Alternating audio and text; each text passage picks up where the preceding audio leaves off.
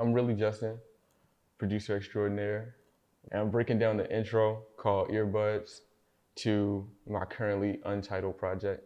And a lot went into it, actually, because this is probably my third attempt at an intro. And so I started with this sample that I actually been made. I probably made this in like March, and I just needed to use something. Lately, I've been very inspired by breakbeats, jungle,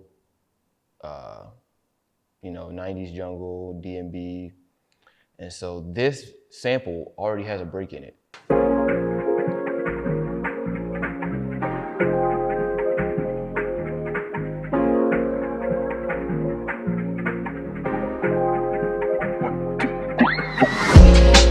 And it goes right into, right now I have 3 drum breaks talking back and forth to each other. 2 bounces in, I'm listening to the beat and I realize like, this drum break sounds so weird by itself. So I took another break with the same rhythm, and I really didn't want to do this. I really did not want to do this. And I had to completely remake the drum groove that I already made.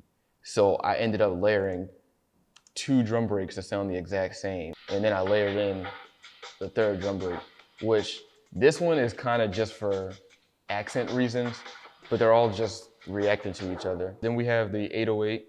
It's 3 808s, which I don't know if that's crazy or not, but I tend to do like 2+ 808s on like every beat.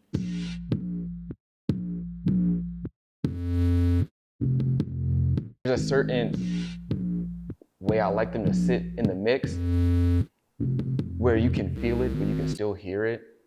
The rest of this beat is just arrangement. We have this low pass filter.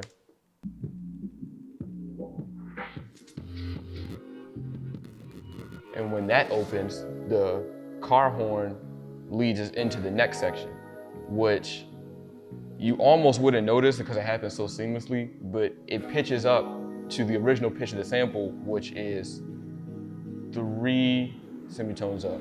Then we get into this piano section. I took the sample and I put a delay on it where it's a heavy delay. If you mess with the rate or some of them have like a warp setting, if you mess with those settings while the delay is happening, it affects it in really interesting ways. I basically took the delay and I sped it up and slowed it down really fast.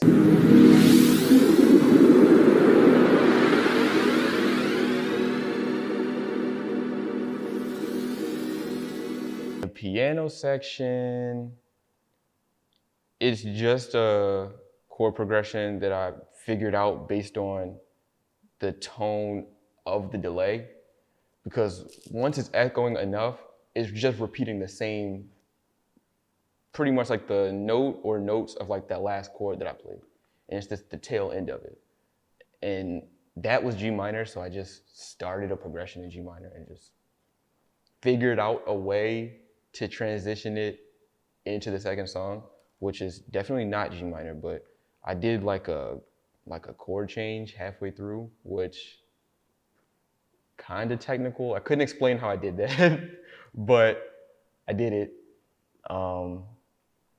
And so I have a lot of tempo automation here as well, which while the piano is playing, the tempo of the project is slowing down and speeding up to give it a more natural feel, because I did not play this piano. I use one of the melodies from the next song in the chord change, so when it comes on, it'll already sound familiar.